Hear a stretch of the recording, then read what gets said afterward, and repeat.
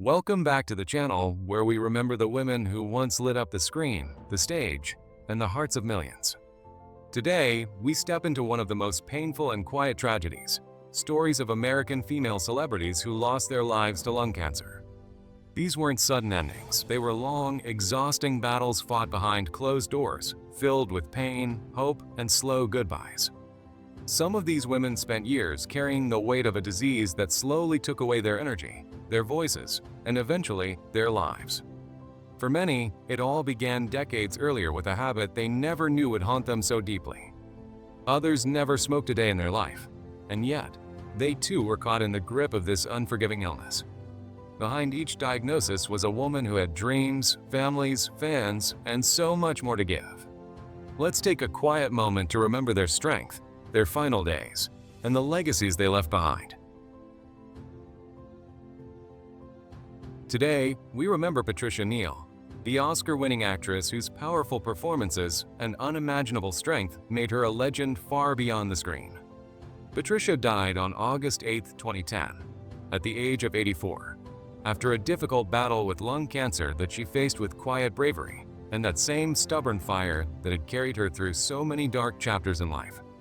In her final days, surrounded by family at her beloved home on Martha's Vineyard, she remained strong in spirit, even as her body slowly gave in.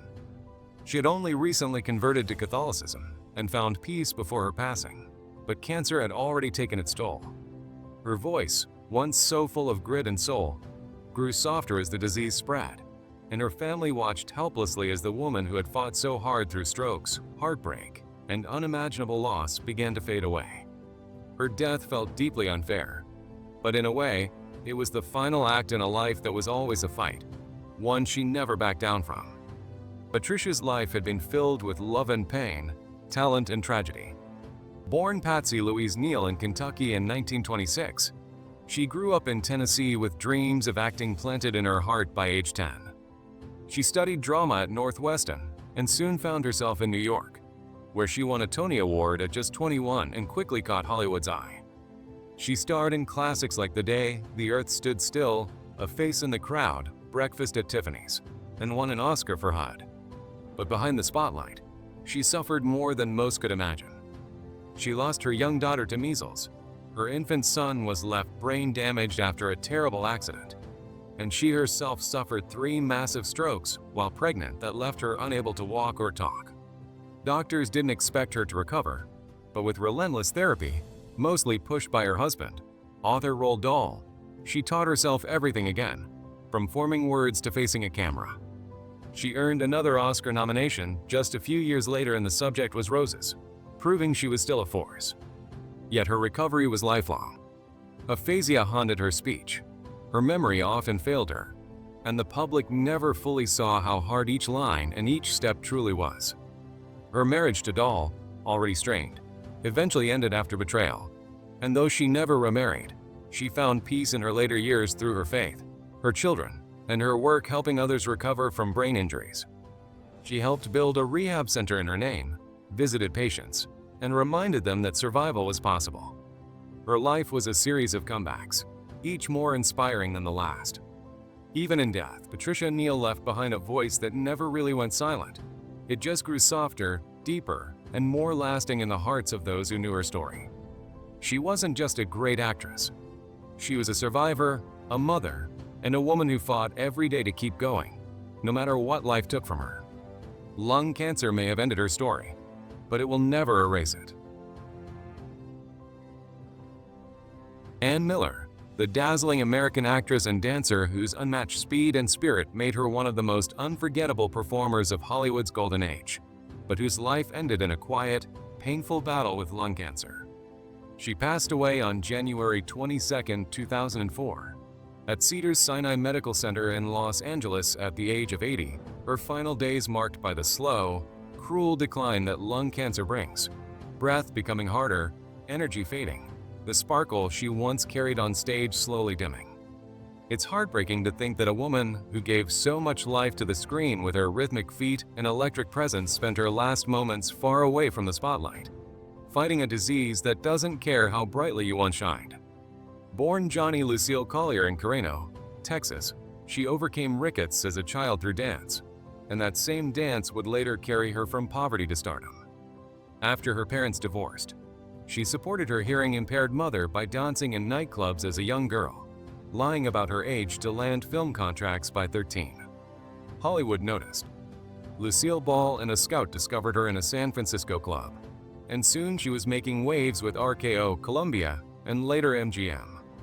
Known for her tap speed, rumored to be over 500 taps per minute, she brought a fiery energy to classics like Easter Parade, On the Town, and Kiss Me Kate, often stealing the scene with her high kicks, endless spins, and commanding presence. But behind the scenes, her life was marked by pain, abusive marriages, the loss of her only child after her husband pushed her down the stairs during pregnancy, and years of personal struggle that never dimmed her work ethic. She never won an Oscar, but she danced circles around most of her generation, literally and figuratively. She even claimed to have invented pantyhose after tearing too many stockings while filming.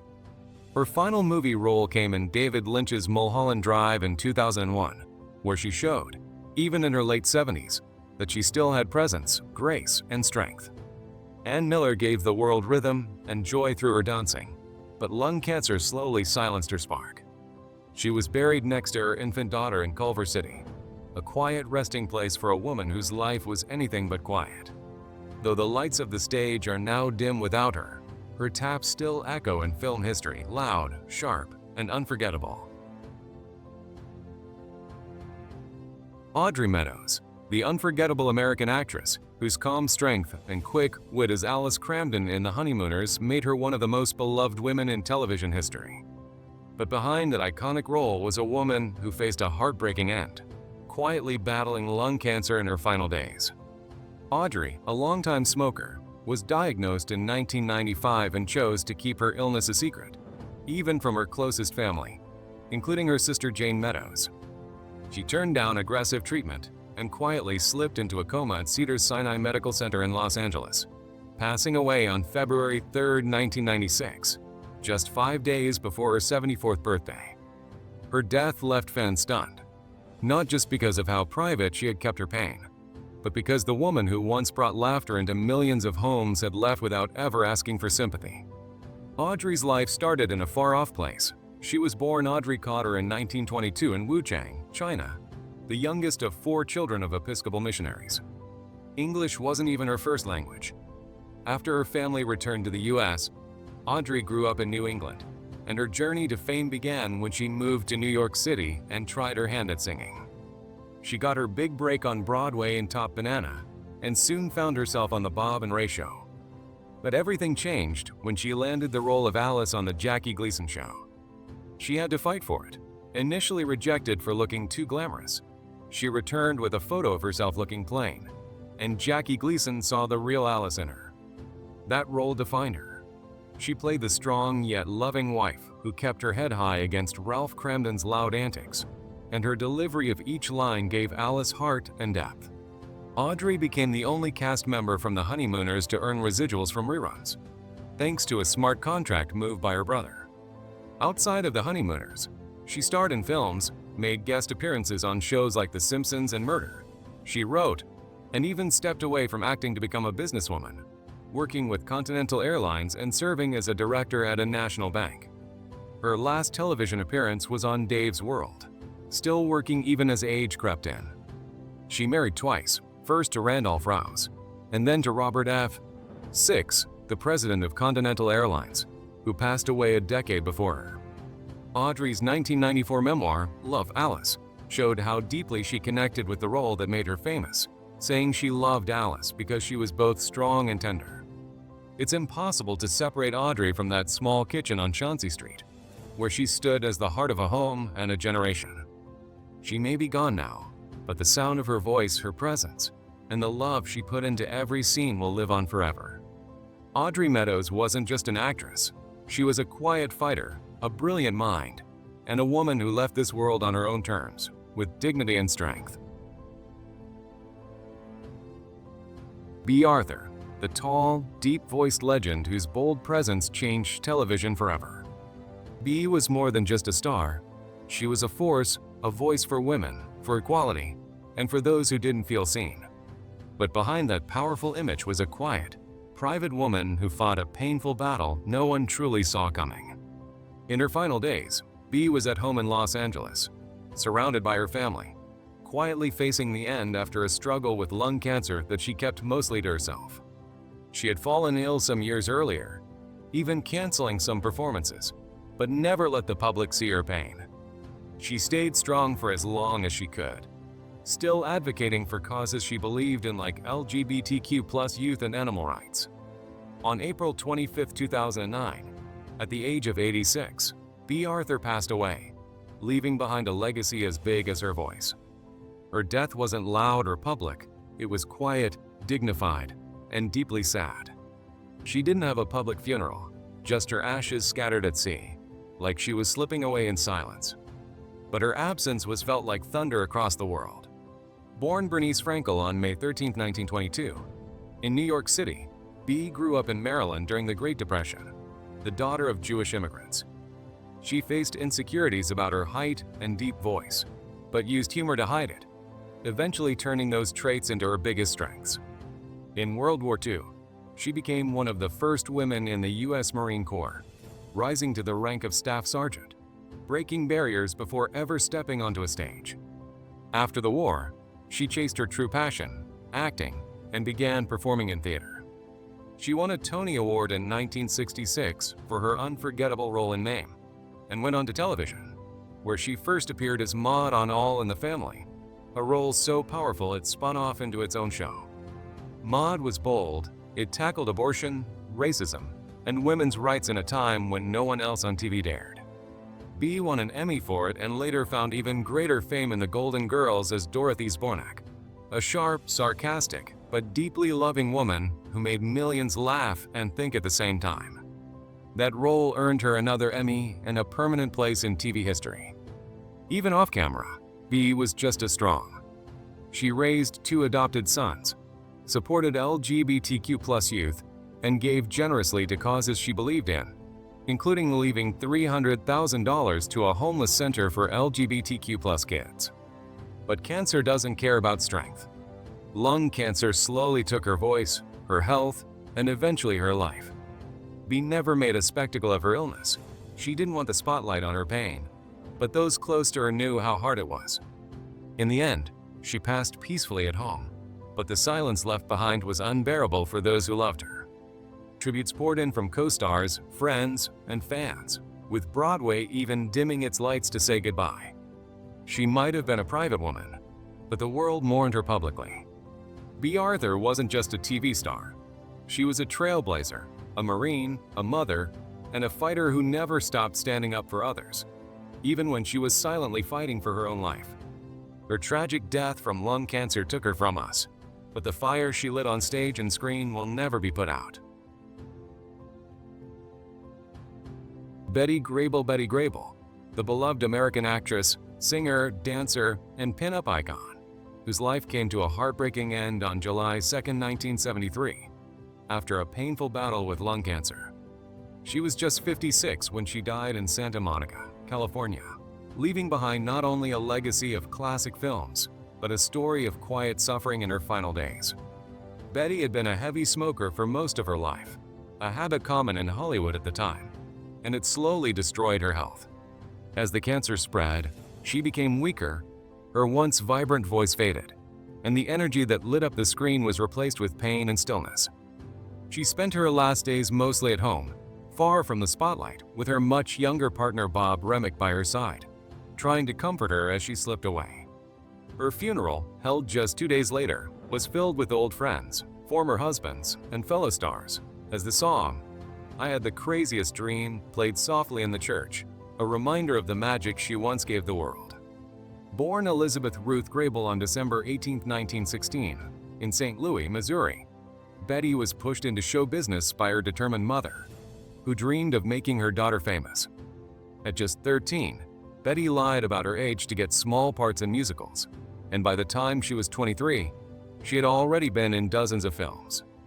She rose to fame in 1940 with Down Argentine Way and quickly became 20th Century Fox's biggest star, known for her sparkling smile, energetic dance numbers, and the famous bathing suit photo that made her the #1 pin-up girl for American soldiers during World War II.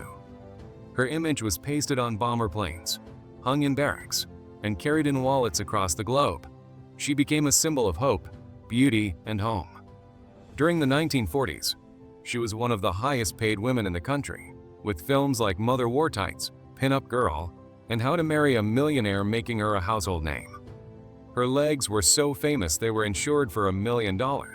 But behind the glamorous image was a woman who faced loneliness, 2 broken marriages, and the weight of fame. She stepped back from movies in the mid-1950s as musicals faded from popularity, but continued performing on stage and in Vegas, never quite letting go of the world that made her a star.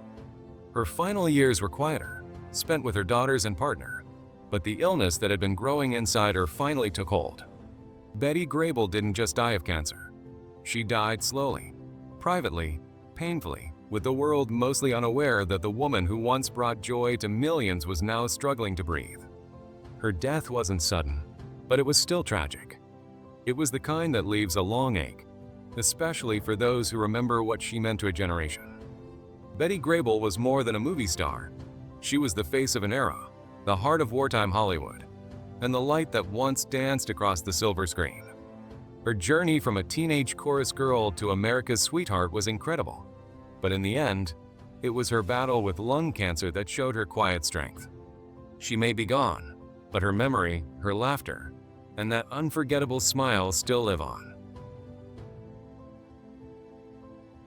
Donna Summer, the legendary American singer and songwriter whose voice defined an era and whose tragic death left a silence that still hurts. Known across the world as the Queen of Disco, Donna passed away on May 17, 2012, at just 63 years old after a quiet but difficult battle with lung cancer. What makes her passing even more heartbreaking is that Donna didn't smoke in her later years and believed her illness was caused by breathing in the toxic dust and fumes from the 9/11 attacks in New York, where she had been living at the time. She stayed near Ground Zero and thought the particles in the air, full of chemicals like asbestos and lead, led to the cancer that took her life. In her final days, she kept her diagnosis mostly private, continuing to focus on her art, music, and faith, surrounded by her family in Naples, Florida.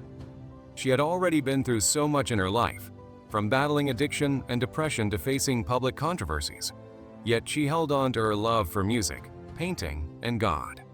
Donna was born Donna Adrienne Gaines in Boston on New Year's Eve, 1948, one of 7 children in a modest, church-going household.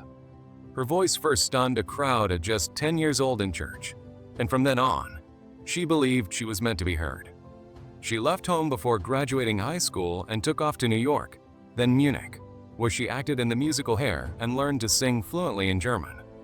It was there she met producers Giorgio Moroder and People-Odd, and together they changed music forever with Love to Love You Baby. That song, nearly 17 minutes long, didn't just put her on the map, it rewrote it. From then on, Donna became a symbol of disco's golden age with hits like I Feel Love, Last Dance, Hot Stuff, Bad Girls, and She Works Hard for the Money. Her music wasn't just danceable, it was powerful. She sang about freedom, strength, heartbreak, and desire, and she made people feel seen. In the late 1970s, she made history with 3 double albums in a row hitting #1 and became the first woman to have 4 #1 singles in just 1 Y. But her path wasn't smooth. Her move to Geffen Records didn't bring the same success, and later in her career, she faced backlash over comments she denied making, which caused pain in her relationship with her LGBTQ+ fans. Still, she pushed forward, releasing new music into the 2000s, even topping dance charts again in her 60s. She won 5 Grammy Awards, sold over 130 million records, and was posthumously inducted into the Rock and Roll Hall of Fame. But beyond all the stats and songs, she was a woman who lived through joy and sorrow, who gave her all to her craft, and who died too soon. Donna Summer wasn't just a disco icon, she was a voice of a generation, a mother, a believer, and a fighter. Her death, caused by an invisible enemy in the air years before, is a cruel reminder of how fragile life is. But her music lives on, and every time we hear her voice, we remember not just the dance floors she filled, but the life she gave us through every note. Eileen Heckert, a powerful and unforgettable American actress who passed away on December 31, 2001, at the age of 82 after a quiet but painful fight with lung cancer. She died at her home in Norwalk, Connecticut, with her illness kept private until after her passing. A final chapter lived with the same dignity and strength she showed throughout her life. In her last years, she continued acting despite her failing health, giving a hauntingly beautiful final performance as an Alzheimer's patient in The Waverly Gallery, earning multiple awards at age 81. Her voice had long carried a gravelly, husky tone, the result of a childhood illness worsened by decades of chain smoking, which ultimately led to the disease that ended her life. The news of her death hit hard in the theater and film world, especially as it came just a year after she was finally honored with a special Tony Award for her lifetime of unforgettable work on stage. Eileen was born Anna Eileen Herbert on March 29, 1919, in Columbus, Ohio. Her early life was anything but easy. Raised in a broken and often cruel household, shuffled between an alcoholic mother and an abusive grandmother, young Eileen found her only comfort in movies and performing. She escaped that darkness by throwing herself into acting, graduating from Ohio State University with a degree in drama before moving to New York with big dreams and little money. There, she worked odd jobs and studied acting while raising 3 sons with her husband John Yankee, whom she married in 1942. Her career began in summer stock and live television before she broke through on Broadway in the 1950s, where her raw, emotional roles in plays like Picnic, The Bad Seed, and Butterflies Are Free earned her critical praise and award nominations. In 1972, she won an Academy Award for her film role in Butterflies Are Free, playing an overbearing mother with heartbreaking honesty. She had already been nominated years earlier for her devastating role in The Bad Seed, where she played a grieving mother driven to the edge. These weren't glamorous roles, but they were real, messy, human, and unforgettable. Eileen's talent wasn't about beauty or charm, it was about truth. On TV, she became widely loved as Aunt Flo on The Mary Tyler Moore Show and appeared in dozens of shows and films, always bringing depth and grit to every scene. Her final years were spent doing what she loved most: theater. Even with cancer quietly growing inside her, she pushed through performances, receiving standing ovations that she would never get to hear again. After her death, her ashes were scattered outside the Music Box Theater in Manhattan, the place that meant the most to her. Her son Luke described her as demanding, passionate, and fierce, but also someone who never forgot her humble beginnings. She left behind not just a trail of awards, an Oscar, 2 Emmys, a Golden Globe, a star on the Hollywood Walk of Fame, but also a legacy of truth in performance and strength in vulnerability. Her death, like her life, was deeply human. Eileen Heckert didn't fade away. She fought, worked, and gave everything until the end. And when she finally left, she left behind more than applause. She left behind the kind of silence that follows someone truly unforgettable. Agnes Moorehead, the unforgettable American actress whose career stretched across radio, film, stage, and television, but whose life ended in pain and silence after a heartbreaking battle with uterine cancer. She passed away on April 30, 1974, at the age of 73, at the Mayo Clinic in Rochester, Minnesota, after months of deteriorating health and quiet suffering that she kept largely hidden from the public. Many believe her illness was caused by exposure to radioactive fallout during the filming of The Conqueror in 1956, a movie shot near nuclear test sites in Utah, a decision that would prove deadly for many involved. Out of the 220 cast and crew, 91 developed cancer, and 46, including Agnes, eventually died from it. In her final days, Agnes grew weak and weary, yet she tried to keep her faith and dignity intact, reportedly carrying a Bible along with her script even in her last appearances. She had started to feel ill while working on the Broadway production of Gigi, and was eventually replaced, her health declining too fast to ignore. That marked the quiet end of a powerful voice that had once filled radios, theaters, and living rooms. Agnes Moorehead was born on December 6, 1900, in Clinton, Massachusetts, the daughter of a Presbyterian minister and a former singer. She began performing at age 3 in her father's church and never stopped chasing that love for storytelling. Though she went on to earn a master's degree and even taught school for 5 years, the stage kept calling. She struggled early in her career, sometimes going days without food, but she found steady work in radio, eventually becoming one of the most recognized voices on the air. Her work with Orson Welles and the Mercury Theater changed everything. He cast her in Citizen Kane, and then The Magnificent Ambersons, where her heartbreaking performance as Aunt Fanny earned her the first of 4 Oscar nominations. Through the years, she became known for playing complex, sometimes cold, often misunderstood women, mothers, spinsters, housekeepers, always with fire and truth behind her eyes. She was unforgettable in Dark Passage, Johnny Belinda, and Hush. Hush, Sweet Charlotte.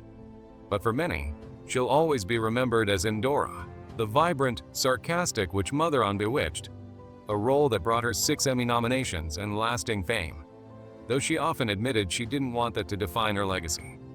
She was deeply religious, fiercely private, and unapologetically herself, never caring much for fame or glamour, just the work. In the end, cancer silenced the voice that had once shaken radios and lit up the screen. Her ashes now rest in Dayton, Ohio, but her spirit lingers in every dramatic gasp, sharp line, and unforgettable moment she gave the world. Agnes Moorehead didn't just act, she gave us women who were proud, broken, angry, wise, and most of all, real. And in the saddest twist, it was a role she took out of passion that may have cost her life. K.T. Stevens, a woman whose life was filled with stage lights, camera flashes, and the deep, steady pull of real passion for acting, but whose final days were quietly marked by a slow, painful battle with lung cancer. Born Gloria Wood on July 20, 1919, in Los Angeles, she was the daughter of the legendary film director Sam Wood. Her path seemed predestined for Hollywood, appearing in her father's film when she was just 2 years old, but she spent much of her early life trying to step out from behind a shadow. She changed her name to KT Stevens in an effort to be seen for her own talent, not her father's fame. But despite all her strength and determination, her end came with a cruel twist. In her final months, she fought against the illness that slowly took her breath away, each day growing harder than the last. Lung cancer stole her energy, her voice, and eventually her life, but it could never erase her spirit. She died at 74, at home in Brentwood, Los Angeles, surrounded by the world she had helped shape. Her passing wasn't sudden, but that made it no less heartbreaking. Watching someone like her, a woman who gave everything to her craft, fade away day by day is a sadness that lingers. Before the illness took over, KT had acted in her final role alongside Whoopi Goldberg in Karina, still working, still chasing the craft she loved. She wasn't just an actress. She was a true worker of her art, someone who kept going long after the spotlight moved on. Her life was filled with quiet sacrifices. She turned down wealth, walked away from a high-profile relationship with a Vanderbilt, and instead married fellow actor Hugh Marlowe, with whom she shared the stage more than 20 times before they divorced in 1968. Her TV career flourished with unforgettable roles in shows like General Hospital, Days of Our Lives, and The Young and the Restless, where she played the hauntingly mysterious Vanessa Prentiss. And though she never became a massive movie star, her performances carried weight, from films like Kitty Foyle and Harriet Craig to noir gems like Port of New York. She had a voice made for radio, a presence made for theater, and a passion that never dulled. But lung cancer didn't care about any of that. It came quietly and took everything, leaving only her memory. A memory of a little girl who once followed her father onto film sets, of a woman who insisted on carving her own way, and of an actress who gave her last breath to the screen. Today, we don't just remember her career, we remember how it ended. Slowly, painfully, and far too soon. Nancy Marchand, a brilliant American actress whose final years were shadowed by unbearable pain and silent strength, ending in heartbreak just one day before what would have been her 72nd birthday. Nancy died on June 18, 2000, in her home in Stratford, Connecticut, after suffering for years from lung cancer, emphysema, and COPD, all caused by a lifetime of smoking. She knew she was dying, and in her last interviews, she spoke bluntly and even joked that when she died, it wouldn't be her problem anymore. But the truth was, she was quietly falling apart while still showing up to work on The Sopranos. Her health had gotten so bad by season 2 that producers had to use computer-generated effects and past footage just to keep her character alive on screen for one final goodbye. Nancy had already lost her husband, actor Paul Sperrer, just a few months before her own death, and the grief hit her hard. Her final days were filled with physical weakness, labored breathing, and the private, lonely pain that only people with long-term illnesses really understand. She was still fighting, still holding on, but her body simply couldn't do it anymore. She passed away quietly a day before turning 72, after battling cancer that had been eating away at her for nearly 5 years. What made her death even more painful was how much she still had left to give. Not just as an actress, but as a mother, a grandmother, and a woman who had spent her whole life pouring herself into her art. Nancy was born in Buffalo, New York, on June 19, 1928, and grew up as the only child of a dentist and a piano teacher. She was shy as a child, and her mother sent her to acting classes to help her open up, never knowing that one small decision would shape the rest of her daughter's life. Nancy studied theater seriously, graduating from the Carnegie Institute of Technology and later training in New York City. She made her stage debut in the late 1940s and went on to become one of the most respected actresses of her time, appearing in dozens of Broadway plays, winning Obie and Drama Desk Awards, and earning a Tony nomination. But it was her work on television that brought her into millions of homes. In the 1970s, she played the stern but fair newspaper publisher Margaret Pynchon on Lou Grant, a role that earned her 4 Emmy Awards. Decades later, she stunned audiences again as the cruel, manipulative Livia Soprano on HBO's The Sopranos, winning a Golden Globe and reminding everyone why she was a force in the acting world. What made Nancy so special wasn't just her talent, it was the way she brought truth to every role. She could be cold, bitter, sarcastic, or quietly broken, and it always felt real because she gave everything she had to the part. But behind the characters, Nancy was different. She often felt awkward in real life, even saying she only felt safe around people when she was acting. In the end, she died the way many smokers do, slowly, painfully, breath by breath. But she never let that illness define her work. Nancy Marchand was tough, tender, and unforgettable, and even in her final days, when her voice grew weak and her body failed her, she held on long enough to finish one last scene, one last goodbye. She gave this world everything she had, and now all we can do is remember her, not just as a woman who died of lung cancer, but as someone who lived fully through every line, every moment, every breath she could take. Jean Simmons, the elegant British-born actress and singer whose long and remarkable life came to a heartbreaking end on January 22, 2010, when she passed away from lung cancer at the age of 80, just 9 days shy of her 81st birthday. She died quietly at her home in Santa Monica, California, after a private struggle with the disease that slowly weakened her once strong body. In her final days, Jean was surrounded by memories of a career that touched generations, her home filled with photographs, film memorabilia, and reminders of the incredible journey she lived. Though she remained out of the public eye near the end, those close to her knew she had grown frail, and as the cancer spread, it became clear she would not recover. Her loss shook the hearts of many who had admired her timeless beauty, her soft voice, and the quiet strength she carried on screen. Jean began her journey in North London. Born on January 31, 1929, the youngest of 4 children. She was only 14 when a film director spotted her at dance school and cast her in her first movie. From that moment, her life would never be the same. During World War II, her family was evacuated, but young Jean's dream of performing stayed alive. Her breakout came when she played Estella in Great Expectations in 1946, and soon after, her haunting performance as Ophelia in Laurence Olivier's Hamlet earned her an Academy Award nomination. That role put her on the map, but it was just the beginning.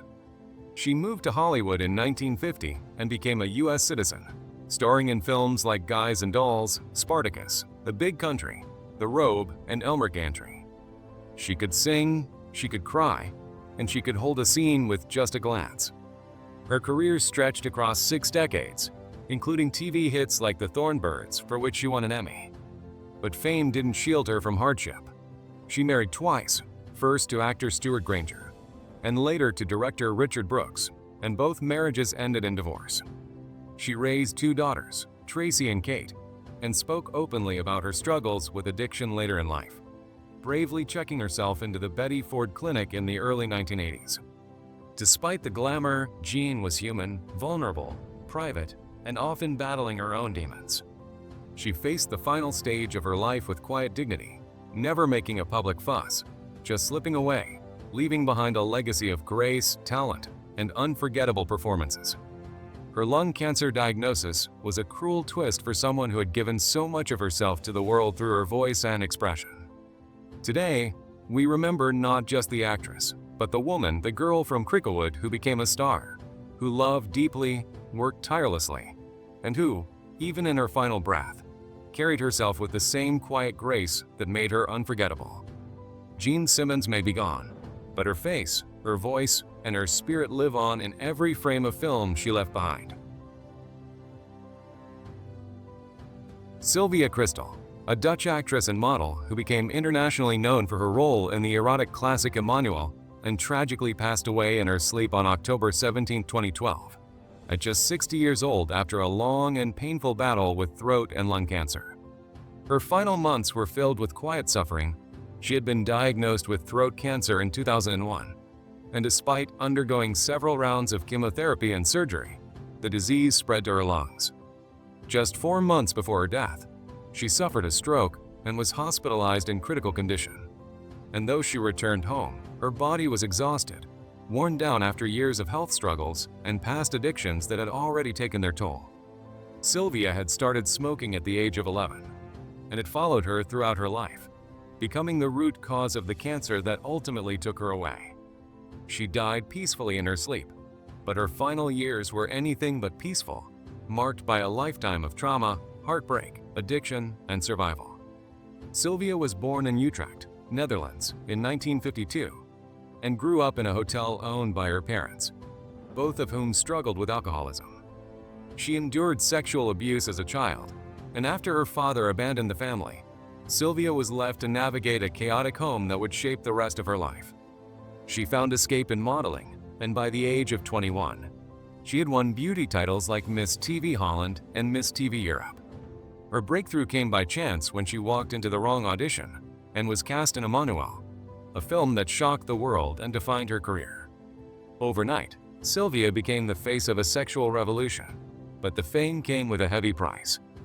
Though she starred in more than 50 films and was fluent in multiple languages, Hollywood rarely saw beyond her sensual image, and roles were often given to others while she remained typecast. Still, she worked with respected directors and starred in mainstream films like Lady Chatterley's Lover, Private Lessons, and Mata Hari, although she was never fairly compensated for her biggest successes. Her personal life was turbulent. Relationships with powerful older men often ended in disappointment and emotional pain, including a highly toxic 5-year affair with actor Ian McShane that led to her cocaine addiction. She married twice, both times ending in heartbreak, and by the end of one marriage, she was left with nothing but a few $100s. Despite these hardships, she was more than just her on-screen image. She was intelligent, funny, creative, and deeply wounded by the life she lived. In her later years, Sylvia turned to painting and directed a short animated film that won recognition at the Tribeca Film Festival. She gave up nude roles for the sake of her son and tried to rebuild a quiet life away from the fame that had once consumed her. But the damage done by years of smoking, addiction, and emotional exhaustion could not be undone. She fought bravely for over a decade, but the cancer eventually silenced her. Today, we honor Sylvia Kristel not just as Emmanuel, but as a woman who carried far more pain than the world ever saw, whose beauty, vulnerability, and spirit made her unforgettable.